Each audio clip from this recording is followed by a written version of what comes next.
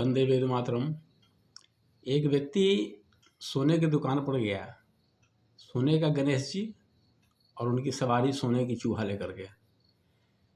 दुकानदार से पूछा सुनार से कि क्या भाव लीजिएगा, गणेश जी का भाव क्या होगा? तो उसने अपना भाव बताया। फिर पूछा कि चूहे का क्या भाव होगा? तो वही भाव बताया जो गणेश जी का बताया था।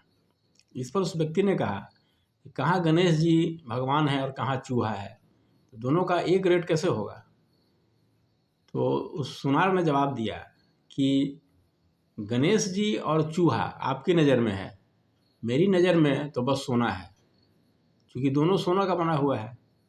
इसी को तत्व ज्ञान कहते हैं। सुनार की दृष्टि सोने पर है और उस व्यक्ति की दृष्टि भगवान और उसके सवारी पर है।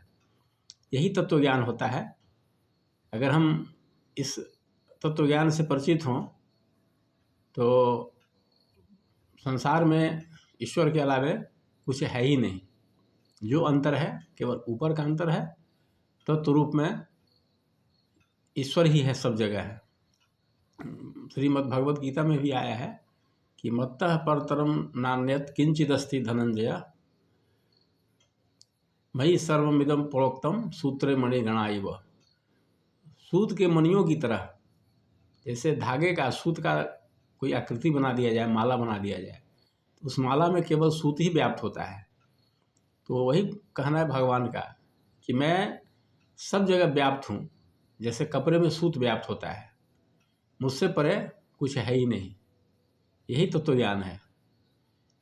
ईशोपनिषद में भी, या ऐसे कहे कि ईशावास्य उपनिषद में भी यह कहा गया है, पहला मंत्र है कि ईशावास्यमिदं सर्वम यत् किंच जगत्याम जगत तेन त्यक्तेन भुंजिथा माँ गृद्ध कस्य सुधनम। इसका यही मतलब होता है कि सृष्टि के कण में भगवान कहते हैं कि मेरी ही सत्ता व्याप्त है।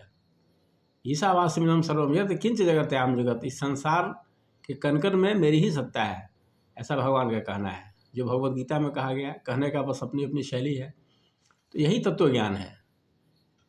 मधुसूदन सरस्वती जी ने भी यही कहा कि कृष्णात् परम